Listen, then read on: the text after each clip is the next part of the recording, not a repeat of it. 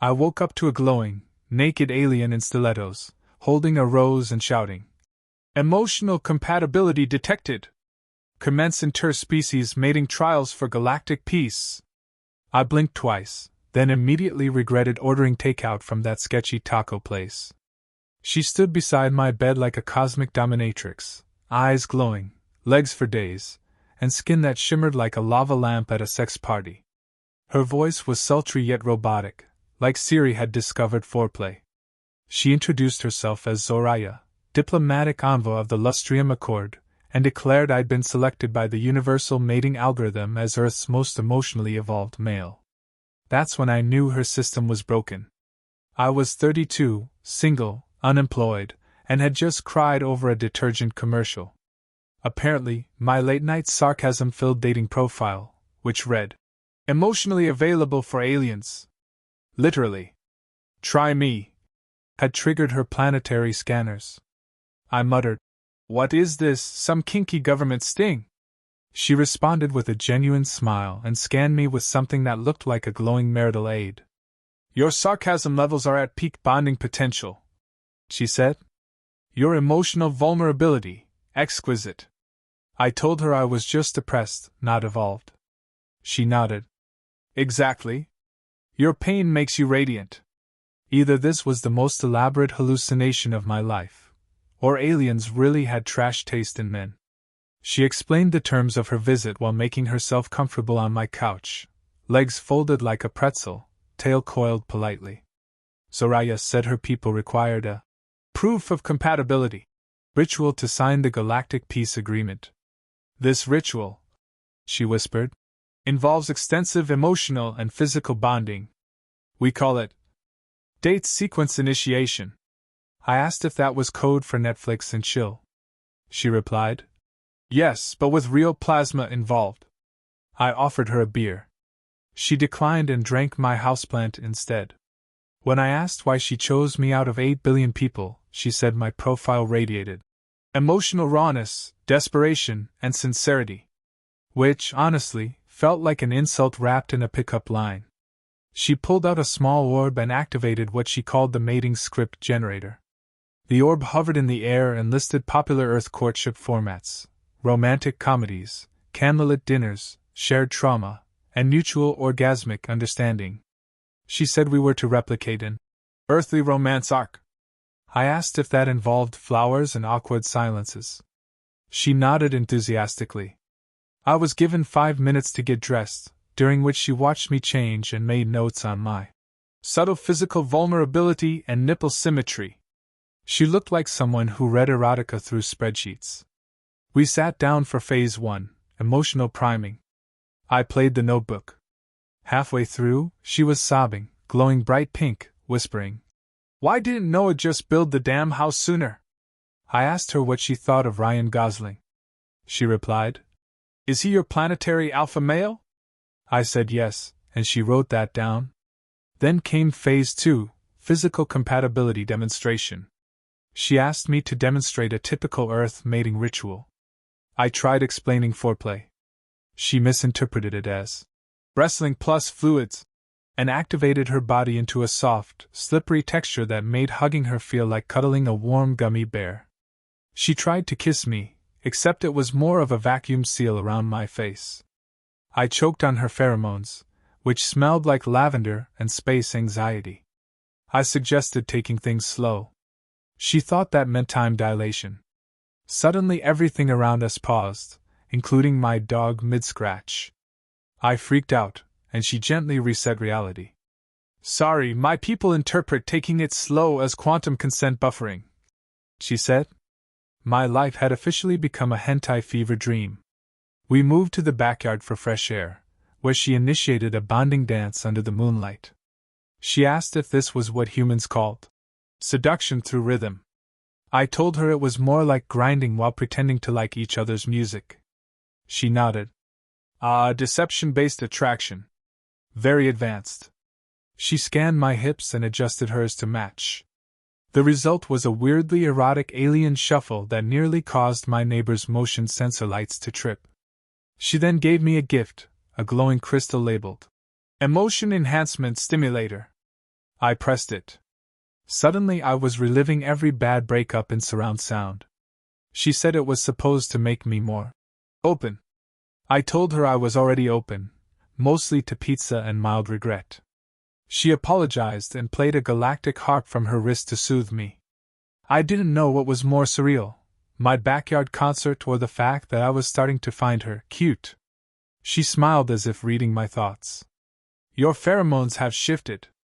You're experiencing attraction level 2, confused arousal. I told her that was just called being a man. She then suggested a comfort ritual to stabilize our bond, spooning while sharing childhood trauma. I agreed, only because I was tired, and spooning with a warm, curvy space diplomat seemed like the least crazy part of my night. As we lay under the stars, she wrapped her tail around my waist like a sentient blanket and asked, "Do you believe in fate, Derek?" I stared at the stars and whispered, "Only if fate's into weird guys with commitment issues." She purred, a deep, weirdly hot sound, and whispered, "Perfect. Then you are exactly what our galaxy needs." And with that, she snuggled closer and fell asleep, glowing softly. I lay there, eyes wide open, wondering how I'd gone from a lonely night with peanut butter to being the poster boy for universal mating trials. But as her tail tightened slightly, and she sighed in her sleep something that sounded like moist emotional core, I realized one thing: I was definitely not getting my deposit back for the couch. I woke up to the smell of ozone and burnt waffles. Soraya was in the kitchen attempting ritual breakfast bonding. She'd watched a YouTube cooking tutorial at 6x speed and interpreted it as an exorcism. The eggs were still alive. I thanked her for the effort, while subtly texting a therapist I hadn't seen in years. She asked if I was preparing to confess my soul wounds. I said, "Only if it comes with syrup." She pulled out a shiny cube and projected a list of mandatory bonding events. Next phase, rom-com ritual emulation. I asked if that was the alien version of couples therapy or porn with a plot. She didn't understand the difference. She demanded we begin with the strolling montage, because apparently walking in coordinated steps builds intimacy. I said it sounded like synchronized foreplay. She activated her gravity heels, and we marched down the street like a couple trying to dodge both emotions and potholes. She stopped in front of a street musician, thinking it was part of the ritual. She tipped him a Galactic credit chip, which immediately exploded his speaker. I told her real romance didn't involve spontaneous combustion. She looked confused and asked if combustion wasn't metaphorical in Earth courtship. "Only after 3 tequila shots," I muttered.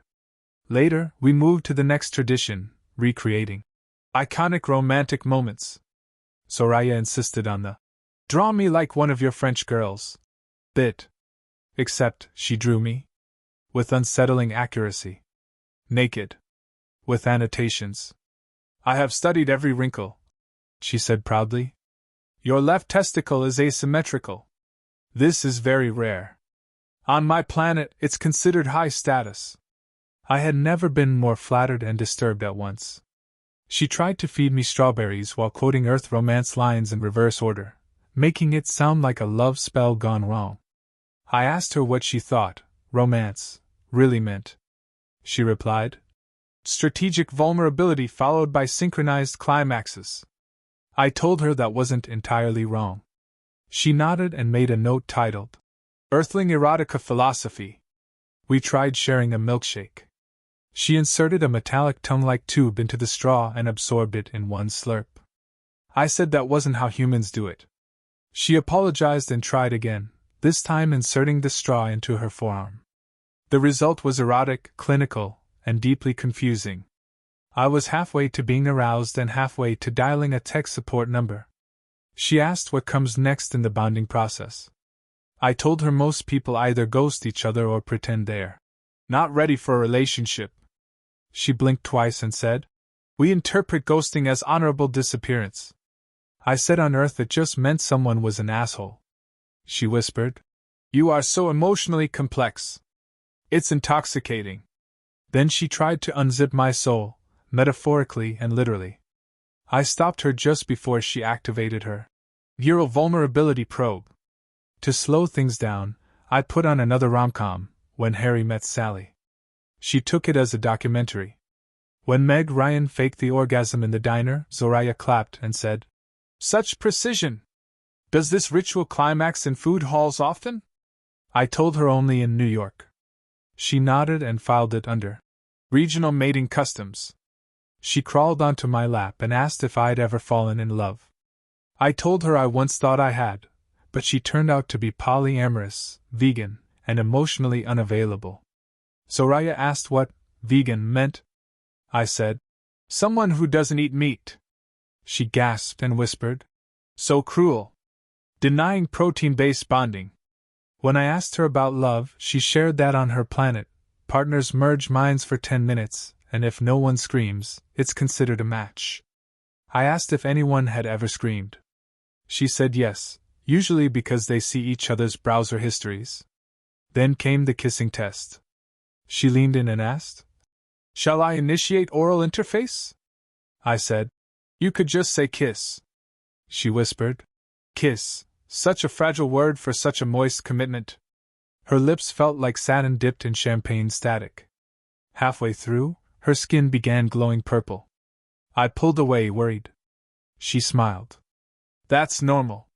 It means I'm emotionally overstimulated. Also, slightly aroused. Also hungry. It's a multitask color." Things got hotter. Literally. Her body temperature increased 5 degrees. She straddled me and asked if I wished to begin the fusion position. I asked if it involved safety goggles. She responded by projecting a diagram involving multiple limbs I didn't have. I said maybe we start with cuddling. She agreed but demanded it be done in the Galactic hold, which meant her pinning me like a weighted blanket made of desire and anxiety. We laid there, half naked, her tail coiled around my thigh.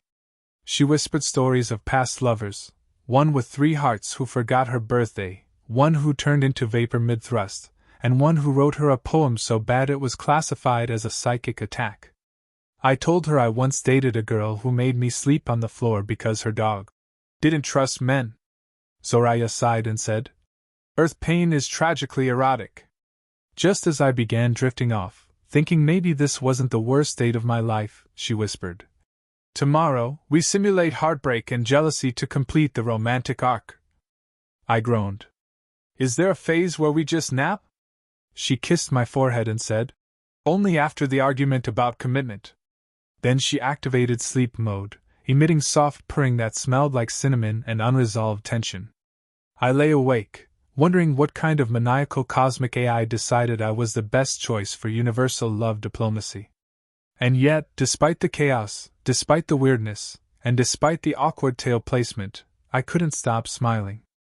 I was starting to like her. Or maybe I was just into emotional disasters and heels. Either way, I knew this was only going to get weirder. The next morning, I found a contract on my fridge titled Emotional Bonding Trial, Final Stages. It had bullet points like Simulate conflict, trigger jealousy, and Evaluate long-term interspecies cohabitation feasibility via erotic roleplay. Zoraya hovered beside the coffee machine, naked except for a necktie and a pair of my sunglasses, sipping from a mug labeled Best Potential Mate. She announced that today's tasks would test whether we could endure hardship, temptation, and unexpected lingerie. The simulation began with a premeditated argument. She accused me of emotional distancing, because I had refused to describe our spooning session as sacred fusion. I told her she was too intense. She gasped, clutched her chest, and said, "I feel attacked in all 12 of my cognitive chakras." I said, "That's how relationships work." She started crying glowing tears and muttered something about typical Earthling emotional gaslighting. Then she faked receiving a message from her ex. I asked if the ex was still vapor or had reconstituted. She said he'd grown back partial limbs and now worked in cosmic real estate. I shrugged and told her good luck finding a mortgage on a dead star. She got quiet. I got annoyed. We bickered like two people who'd known each other forever, even though she still pronounced my name with an intergalactic lisp. I asked why we were pretending to argue. she said. It's essential. All great Earth romances involve temporary emotional violence. As part of the trial, she invited a jealousy decoy. A humanoid with six-pack abs, a perfect jawline, and a voice that sounded like sex and jazz offered her a galactic fruit. I said, "Great. Space Fabio." She leaned into him for exactly 6 seconds. I felt something twist in my chest. Not jealousy, indigestion. But also jealousy. I marched over, told Space Fabio to take his pheromones elsewhere, and accidentally stepped on his hover cape. It caught fire. He fled screaming. "This planet is emotionally unstable." Soraya looked impressed. She turned to me and said, "You displayed dominant emotional attachment. Very mate-worthy." I grunted something unromantic. She said, "Let's proceed to the interpersonal recovery stage. It involves honesty, touching, and shared regrets." I asked if it involved lube. She said no, but it could. We ended up in the shower. She insisted on washing my back. To analyze surface-level vulnerability. I told her I was ticklish. She took that as an invitation.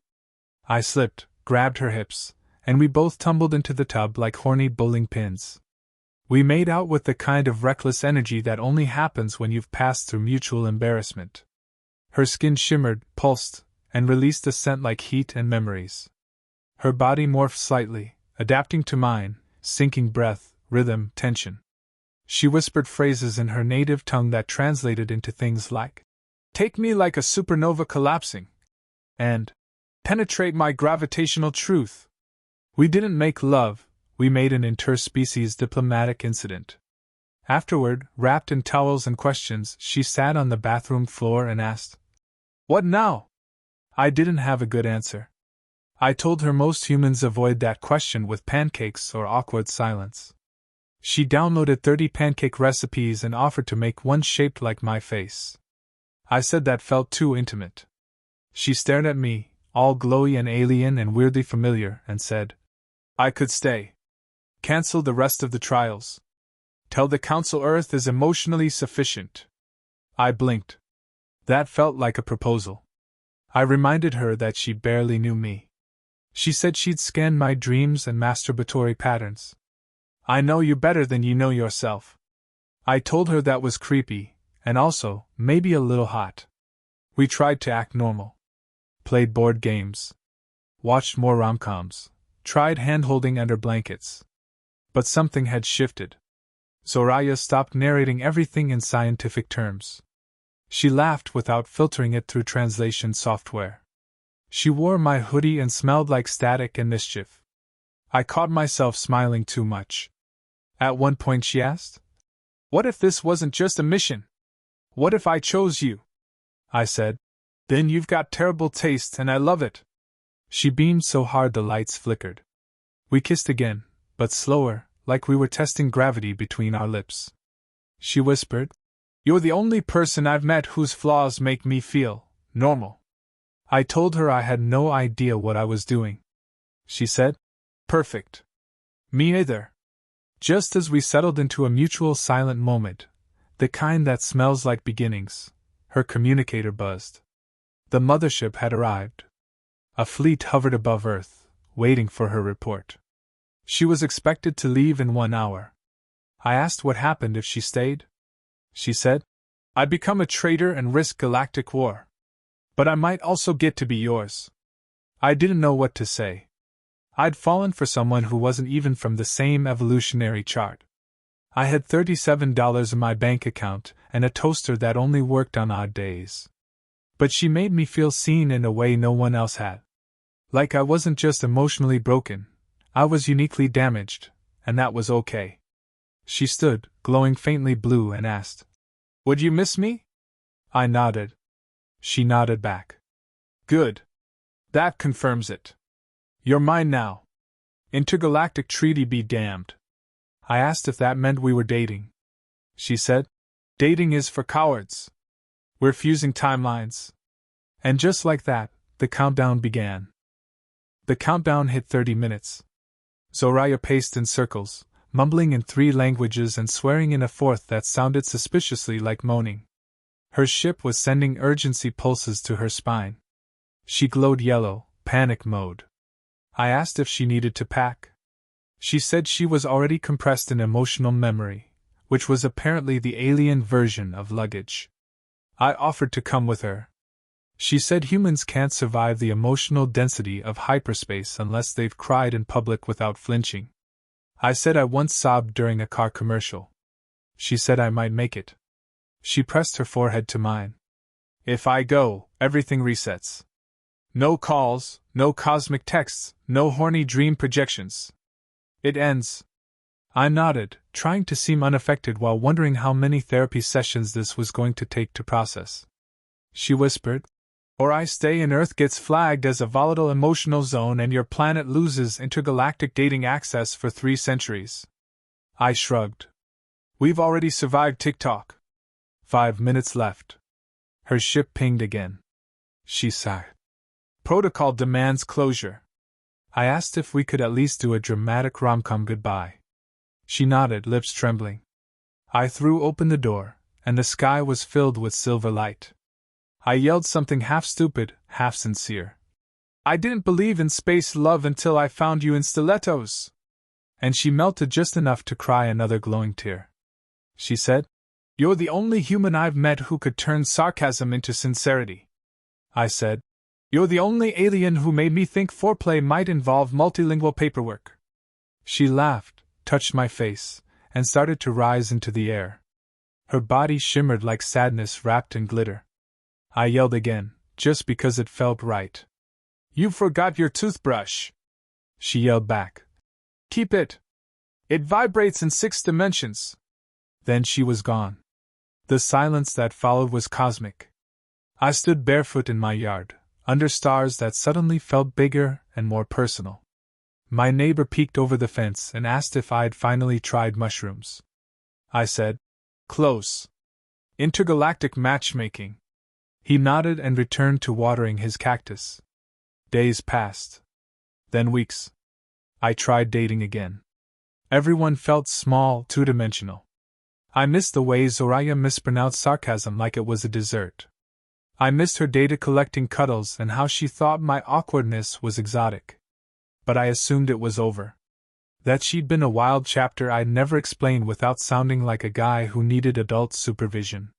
Then one night, 3 weeks later, my bedroom window glowed violet. A soft humming. The smell of ozone and inappropriate tension. I sat up just as she materialized in front of me wearing nothing but a galactic trench coat. "You didn't think I'd leave you hanging mid-arc, did you?" I blinked. "Aren't you banned from Earth?" She grinned. "I submitted your emotional profile to the council. You were so unstable, they declared you a protected specimen. Earth is now a quarantine zone for dangerously attractive, emotionally volatile species." I stared, speechless. She added, "I brought snacks. And toys. And 0 diplomacy. Just raw, chaotic romance." I said, "Is that a threat or a promise?" She leaned in. "Both." Then she tossed a small orb onto the floor, and a holographic fireplace appeared. As we laid together again, wrapped in blankets and unresolved sexual tension, she whispered, "You're still a mess." I nodded. "You too." She kissed me anyway. Deep, slow, like punctuation at the end of an alien love story. And just before we fell asleep, tangled in limbs and sarcasm, she said, "You know what I like most about you, Derek? You make emotional chaos feel like home." The next morning, my inbox had 300 messages from alien singles trying to match with Earthlings. Apparently, Zoraya posted our bonding trial online as an experimental love documentary. I was now viral across the galaxy as Emo Hunk Earthman. There were memes of me crying with subtitles like, "When your trauma gets you interstellar baddies." One message simply read, "Send nudes, but make them emotionally honest." I didn't care. I had her. And if the price of that was becoming the face of cosmic kink and feelings, so be it. She was mine. Emotionally. Physically. Orbitally. Forever, or until the next interstellar conflict. Either way, I was ready. Because once an alien comes to you in the night, you don't go back to dating apps. You go beyond the stars. Or at least beyond missionary. The end.